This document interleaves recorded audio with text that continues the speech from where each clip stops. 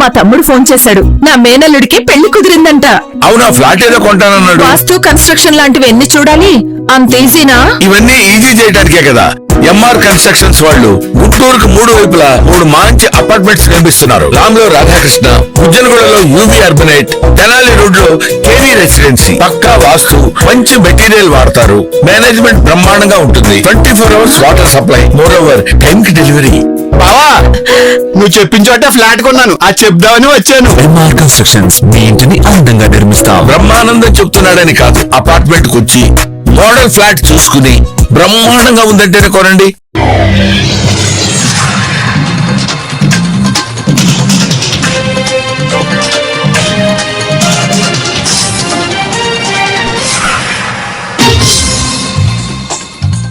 నమస్కారం, city news కి స్వాగతం. ఈనాటి వార్తా విశేషాలు. రేపు జరగబోయే కేబినెట్ మీటింగ్ లో కంటితుడుపు చర్యగా 42% రిజర్వేషన్లపై జీవో తీసుకురావాలని ప్రభుత్వం చూస్తోందని బీసీ కుల సంఘాల జేఏసీ కన్వీనర్ బాలరాజు గౌడ్ అన్నారు. రాష్ట్ర ప్రభుత్వానికి బీసీలపై చిత్తశుద్ది ఉంటే అఖిలపక్షాన్ని ఢిల్లీకి ఎందుకు తీసుకెళ్లడం లేదని ఆయన ప్రశ్నించారు. హైదరాబాద్ చిక్కడపల్లిలో నిర్వహించిన సమావేశంలో ఆయన మాట్లాడుతూ స్థానిక సంస్థల ఎన్నికల్లో బీసీలకు 42% రిజర్వేషన్లు కల్పిస్తామని ఇచ్చిన హామీకి చట్టబద్ధత కల్పించారన్నారు.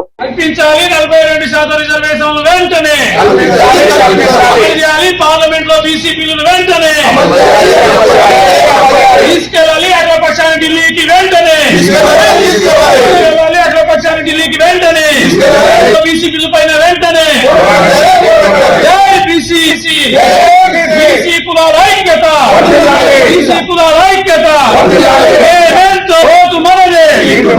జై బీసీ, జై బీసీ, కులాల ఐక్యత, బీసీ కులాల ఐక్యత. బీసీ బిల్లు వెంటనే అమలు చేయాలి. పార్లమెంట్ లో బీసీ బిల్లు వెంటనే. జరగబోయే కేబినెట్ లో ఈ తీర్మానం చేస్తారు, స్థానిక సంస్థలలో జీవో తీస్తారని మాకు తెలిసింది. కాబట్టి మన రాష్ట్ర ముఖ్యమంత్రి రేవంత్ రెడ్డి గారు అఖిల పక్షాన్ని all party meeting Narendra Modi దగ్గర, మన భారత ప్రధాని నరేంద్ర మోడీ గారి దగ్గర అపాయింట్మెంట్ తీసుకొని అన్ని బీసీ కుల సంఘాలను మరియు బీసీ ఎమ్మెల్యేలు, బీసీ మంత్రులు, ఇతర పార్టీలలో ఉన్న వాళ్ళని కూడా అందరినీ కలుపుకొని భారత ప్రధానమంత్రి దగ్గర తీసుకెళ్లి ఇప్పుడు జరగబోయే పార్లమెంట్ లో మన బిల్లు ఆమోదించే దిశగా 9th షెడ్యూల్లో చేర్చాలని మా ప్రధాన డిమాండ్. ఎందుకంటే మోడీ గారు కూడా బీసీ కాబట్టి ఈ బిల్లు ఆమోదించాలి. భారతదేశంలో రాహుల్ గాంధీ మనకు ఈ కులగణన జరిపి రిజర్వేషన్ గురించి కామారెడ్డిలో తీర్మానం చేసింది కాబట్టి దాన్ని మోడీ గారు కూడా ఇక్కడ మొదట తెలంగాణలో ఆమోదించి తర్వాత భారతదేశంలో కూడా ఆమోదిస్తారని, ఆయన బీసీ కాబట్టి మేము అందరం కూడా మోడీ గారిని డిమాండ్ చేస్తున్నాం, అన్ని కుల సంఘాలు, బీసీ సంఘాలు. కాబట్టి దీన్ని వెంటనే ఇప్పుడు జరగబోయే ఎలక్షన్ కంటే మొదలే స్థానిక సంస్థల్లో మాకు రిజర్వేషన్ ప్రకటించినాకనే ఎలక్షన్ జరపాలని మా ప్రధాన డిమాండ్. ఈ ప్రభుత్వం లీకుల్నిచ్చి బీసీలను మరోసారి మోసం చేయాలనేటువంటి కుట్ర దాగుంది. రేపు 10వ తారీఖు రోజు కేబినెట్ లో ఏదో తూతూ మంత్రంగా తుమ్మితే ఊడిపోయేటువంటి ముక్కు లాంటి జీవోని విడుదల చేస్తామని చెప్పి మాకు సమాచారం ఉంది. కొండందొవ్వి ఎలకలు పట్టినట్టుగా, కొండంత రాగం తీసి లొల్లాయి పాట పాడినట్టుగా హంగామా చేసి ఏదో రాహుల్ గాంధీ చెప్పిండు కాబట్టి భారత్ జోడో యాత్రలో మేము కులగణన చేస్తాం, అందులో బీసీలకి 42% స్థానిక సంస్థలే కాదు ఉద్యోగాల్లో కూడా, విద్యా ఉద్యోగాల్లో కూడా వాటా ఇస్తామని చెప్పి సర్వేలో ప్రభుత్వం చెప్పింది. కానీ కనీసం అంటే ప్రభుత్వానికి చిత్తశుద్ధి లేదు అనడానికి 2-3 ఉదాహరణలు చెప్తాము. ఎన్ని రోజులైతుంది, దాదాపు జంతర్ మంతర్ దగ్గర మొత్తం బీసీ సంఘాలు ధర్నా చేసినప్పుడు ముఖ్యమంత్రి ఆడ ప్రకటించడం జరిగింది. కానీ ఇప్పటి వరకు ఈ అన్ని అఖిల పక్షాలని ఎందుకు ఢిల్లీకి తీసుకుపోలేదో మేము ప్రభుత్వాన్ని ప్రశ్నిస్తా ఉన్నాం. మీకు వచ్చిన ఆటంకాలేంటి? తీసుకుపోవడానికి బీజేపీ సహకరించట్లేదా? బీఆర్ఎస్, బీజేపీ కాంగ్రెస్ కుమ్మక్కైపోయి బీసీలను మోసం చేసేట కుట్ర ఏమైనా దాగుందా అనేటువంటిది మాకు అనుమానాలు ఉన్నాయి. కాబట్టి ఇంతమంది ఆధారపడి ఇన్ని కోట్లాది మంది బీసీలు ఉన్నటువంటి తెలంగాణ రాష్ట్రంలో 56% అని మీరే చెప్పి 42% రిజర్వేషన్లు ప్రకటించి స్థానిక సంస్థల ఎలక్షన్ లో కోర్టు మొట్టికాయ వేస్తే మేము మాకు గడువు కావాలని చెప్పేసి 4 రోజులు గడువు కావాలని కోర్టుని మీరు ప్రాధాయపడి మీరు చిత్తశుద్ధి ఇందుగా అని చెప్పేసి మొత్తం ఇదే వేదిక ద్వారా మేము హర్షం ప్రకటించిన ప్రభుత్వానికి ధన్యవాదాలు తెలియజేసినాం. అయినా సరే మళ్ళా హుటాహుటిన 10వ తారీఖు రోజు జీవో విడుదల చేస్తామని అనేక లీకులు ఇచ్చి బీసీలు మరోసారి మోసం చేసేటువంటి కుట్ర దాగుంది. స్పష్టంగా చెప్తా ఉన్నాం, బీసీ ఎమ్మెల్యేలారా, బీసీ మంత్రులారా, బీసీ ఎమ్మెల్సీలారా, బీసీ కార్పొరేషన్ చైర్మన్లారా, బీసీ ప్రజాప్రతినిధులారా, మీరు ఇది గనక 42% 9th షెడ్యూల్ చేర్చి అఖిల పక్షాన్ని ఢిల్లీ యువతి యువకుల సాంకేతికను పరిజ్ఞానాన్ని అందిపుచ్చుకుని సమాజంలో ఉన్నత లక్ష్యాలను చేరుకోవాలని పద్మశ్రీ అవార్డు గ్రహీత డాక్టర్ టి హనుమాన్ చౌదరి సూచించారు. దేశ సంస్కృతి సాంప్రదాయాలను సనాతన ధర్మాన్ని పాటించాలని ఆయన విద్యార్థులకు సూచించారు. సుందరయ్య విజ్ఞాన కేంద్రంలో జరిగిన అవంతి విశ్వవిద్యాలయ ఆధ్వర్యంలో నూతన డిగ్రీ విద్యార్థులకు ప్రవిష్ట 2025 పేరుతో ఆహ్వాన కార్యక్రమాన్ని ఏర్పాటు చేశారు. ఈ కార్యక్రమంలో ముఖ్య అతిథిగా పద్మశ్రీ అవార్డు గ్రహీత డాక్టర్ హనుమాన్ చౌదరి, అవంతి గ్రూప్ విద్యా సంస్థల చైర్మన్ ఎం శ్రీనివాసరావు తదితరులు హాజరై జ్యోతి వెలిగించి కార్యక్రమాన్ని ప్రారంభించారు.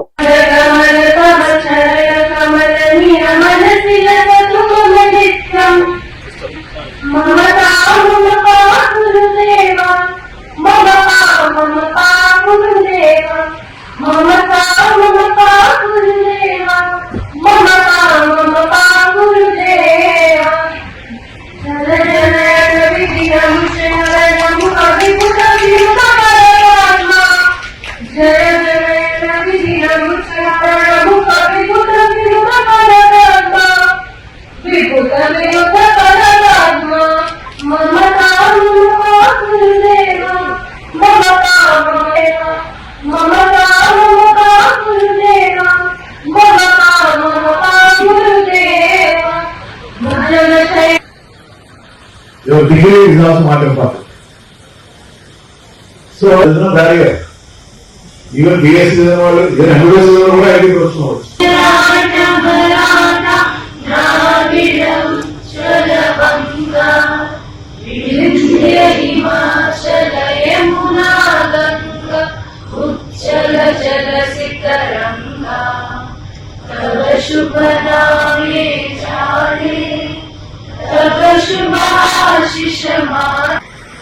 When was the duration started? Nobody will tell.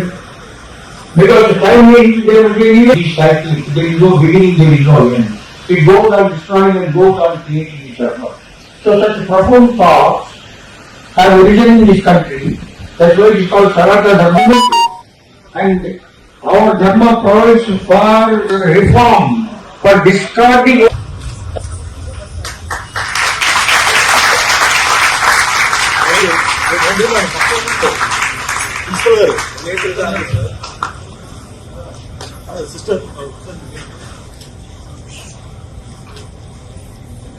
MAM leads a 14-member team delivering 3,600 hires annually across India, driving strategy. MAM, you got appreciation from the parents, and before that you got appreciation from the parents. You completed.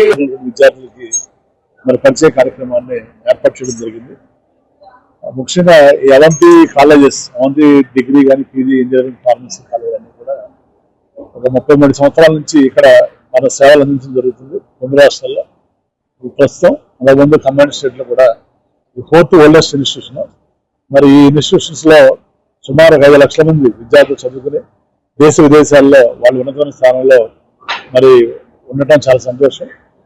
దీనికి మా ఒక్కడే కృషి కాకుండా నాతో పాటు పనిచేస్తున్నటువంటి team members, principles కానీ, మరి ఫ్యాకల్టీ మెంబర్స్, ముఖ్యంగా పేరెంట్స్, స్టూడెంట్స్ అందరూ కూడా ధన్యవాదాలు తెలియజేస్తూ, అలాగే మాకు గురు సమానమైనటువంటి హనుమాన్ చౌదరి గారు మరి గత 30 సంవత్సరాల నుంచి, అప్పుడు నేను ఎమ్మెల్యే ఉన్నప్పుడు సార్ ఐటీ అడ్వైజర్ ఉండేవాళ్ళు, టెలికామ్ అడ్వైజర్ ఉన్నారు, ఎన్నో ఉన్నతమైన పదవులు దేశంలో చేశారు. మరి వారు మాకు ఎప్పుడు కూడా వెనక ఉండి మమ్మల్ని వారి యొక్క సలహాలు, సూచనలు ఇస్తూ మమ్మల్ని వెనుకట్టి ప్రోత్సహిస్తున్నారు. ముఖ్యంగా విద్యార్థుల్లో చదువుతో పాటు వారు ఇచ్చిన సందేశం ఏంటంటే, చదువుతో పాటు మన సంస్కృతి పట్ల సాంప్రదాయాల పట్ల కూడా వాళ్ళకి అవగాహన ఉండాలి. దానితో పాటు అలాగే సంపద సృష్టించాలి. ఒకసేపు అందరూ ఉద్యోగాలు కావాలి కానీ కొద్దిమంది అయినా మరి ఉద్యోగాలు ఇచ్చే స్థాయికి విద్యార్థులు వెళ్ళాలనేది వారి అభిలాష. అలాగే మా అభిలాష కూడా. తప్పనిసరిగా రాబోయే రోజుల్లో మరి అవంతి కళాశాల నుంచి కొద్దిమందిమైన ఎంటర్ప్రెన్యూర్స్ గా తయారీయడానికి మా వంతు కృషి చేస్తామని, మరి ఇప్పటిదాకా సహకరిస్తున్నటువంటి రాష్ట్ర ప్రభుత్వం కానీ కేంద్ర ప్రభుత్వాలు కానీ వారికి, ప్రభుత్వాలకి, తల్లిదండ్రులకి, అధ్యాపకులకి అందరికీ కూడా పేరు పేరున ధన్యవాదాలు తెలియజేసుకుంటూ ఈ కళాశాలని రాబోయే రోజుల్లో యూనివర్సిటీ స్థాయికి రాబోయే 1 or 2 years లో యూనివర్సిటీ స్థాయికి తీసుకెళ్లి మళ్ళీ వీళ్ళందరినీ ప్రపంచ For example, our Chief Minister of Andhra Pradesh was saying that the income of the farmers should be doubled. How? You borrow money and distribute that money to the farmer, and you are saying the illegal only. So this Pantulu business is going to be destructive $100. Government should shrink, man should grow. Government should shrink its businesses to defend this country, to have internal security, and to help the poor to rise up by education, by the self-protection. It should be helped. So these are the global ideals that our country has put on trend. So one of the questions was, who determines what is dharma? What is the right and wrong? Is it the king, that is the ruler, or is it the kind? What is the answer? Is it the kind? It is not the king. It is not the king who will determine what is dharma. It is time that king. Kaha karega me, that Bhagavad says, and with time produces changes. So that is inherent in our Hindu philosophy. Our God did not hold in a book called Bible or Quran. Our knowledge has been expanding, and what is not right for the child is being distorted. That is the diagram that Hinduism has got, that Sanatana Dharma has got. So along with your studies, there is excellence in acquisition of knowledge and dreaming to make India a great power, a great guru once again. In fact, all the philosophers are the resting that the future is that of India, and it is only what is there in the Sanatana Dharma. Who invented Sanatana Dharma? లక్ష్య సాధన foundation chairman ప్రజ్ఞారాజు సారథ్యంలో లక్ష్య సాధన foundation 12వ వార్షికోత్సవం అంగరంగ వైభవంగా జరిగింది. ఈ కార్యక్రమంలో ముఖ్య అతిథిగా శ్రీ శ్రీ శ్రీ త్రిదండి దేవనాథ రామానుజ జిఎస్ స్వామి, చేవెళ్ల ఎంపీ కొండ విశ్వేశ్వర రెడ్డి, బైలూరు యోగేష్, ప్రభు గీతా ఫౌండేషన్ చైర్మన్ బడే సాబ్, గట్టు అరుంధతి, రంగాచార్యులు, ప్రభాకర్ జీ, సంతోష్, సిపి రెడ్డి మహేష్, తన చిన్నపాటి గురువులకు లక్ష్య సాధన ఫౌండేషన్ చైర్మన్ ప్రజ్ఞారాజు గారు బంగారు పుష్పాలతో వారికి సత్కరించి వారి దీవెనను అందుకున్నారు.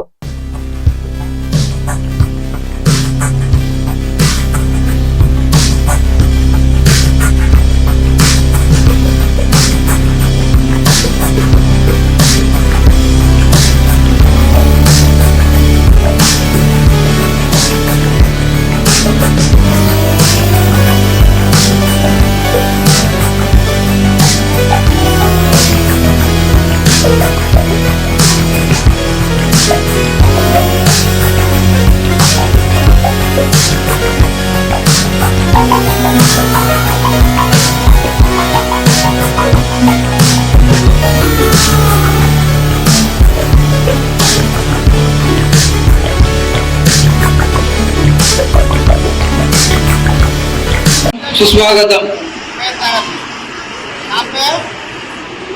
లక్ష్య సాధన ఫౌండేషన్ స్థాపించి 12 సంవత్సరాలు పూర్తయిన సందర్భంగా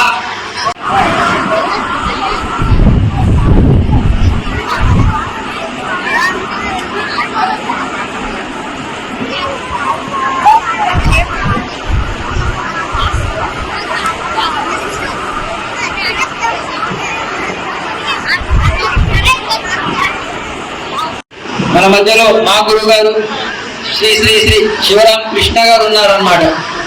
సో వారికి కూడా ఈ కార్యక్రమానికి స్వాగతం పలుకుతూ, నా అన్న చిన్న శ్రీశైలం యాదవ్ గారు కూడా మన మధ్యలో ఉన్నారు, వారికి కూడా స్వాగతం.